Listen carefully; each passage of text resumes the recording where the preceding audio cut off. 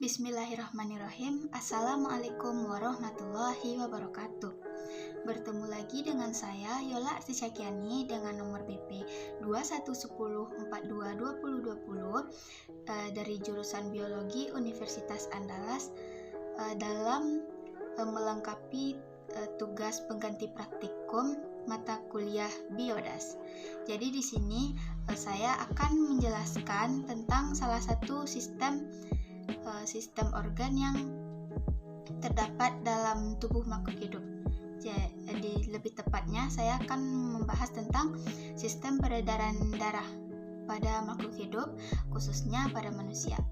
Sistem peredaran darah atau sistem kardiovaskular atau juga bisa disebut dengan sistem sirkulasi adalah sistem organ yang berfungsi memindahkan zat dan nutrisi antar sel.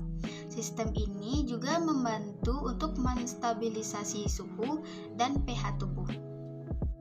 Baiklah, sebelum kita masuk ke sistem peredaran darahnya, saya akan menjelaskan terlebih dahulu unsur-unsur penyusun sistem peredaran darah itu sendiri.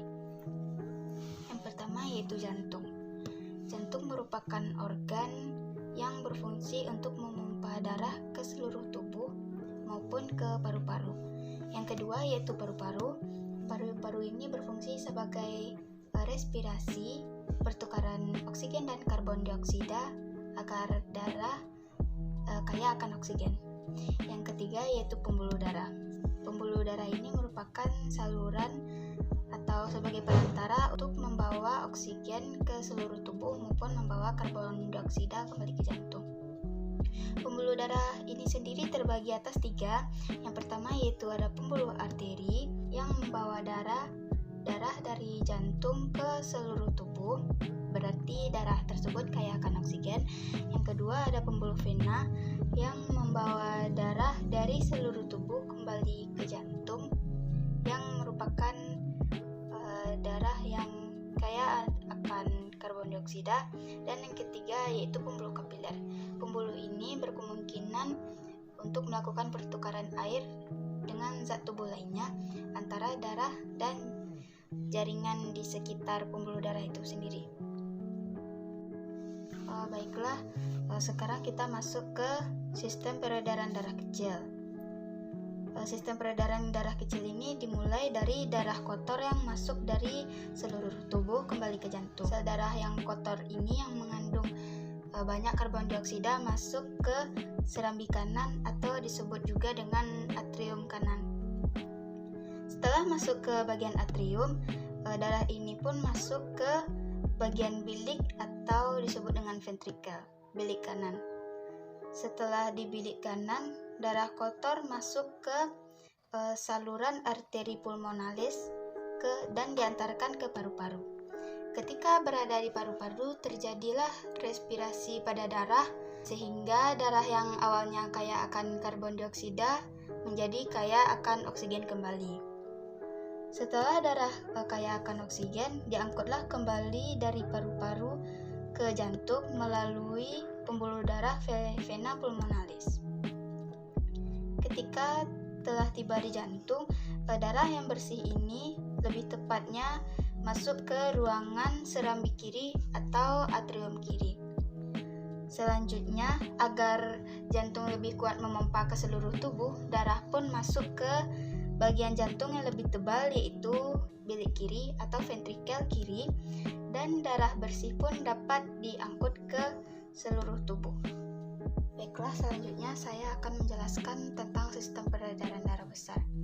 Sistem peredaran darah ini dimulai dari jantung ke seluruh tubuh dan kembali ke jantung. Sistem peredaran darah besar secara lebih rincinya, kan sebelumnya tadi udah dari paru-paru ya, yang darah yang kaya akan oksigen terus masuk ke serambi kiri atau atrium kiri. Selanjutnya, darah bersih tersebut masuk ke bilik kiri agar jantung dapat memompa darah ke seluruh tubuh. Kan di bagian bilik ini, bilik atau ventrikel merupakan bagian yang tebal. Ini dikarenakan supaya kerja jantung dapat dilakukan secara optimal. Dari bilik kiri ini, darah pun dipompa ke seluruh tubuh. Ketika darah keluar dari jantung, akan melewati pembuluh darah arteri yang terbesar dalam tubuh yang dinamakan dengan aorta.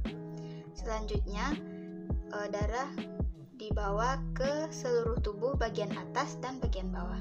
Nama pembuluh darah di tubuh bagian atas disebut dengan arteri superior. Maksudnya di bagian atas ini yaitu arteri yang berada di atas jantung. Begitu juga dengan arteri inferior, merupakan pembuluh arteri yang terletak di bawah jantung. Dan darah pun sampai ke tubuh bagian superior dan bagian inferior. Selain itu, pembuluh arteri ini juga dibantu oleh pembuluh kapiler dalam pertukaran zat di dalam sel tubuh tersebut.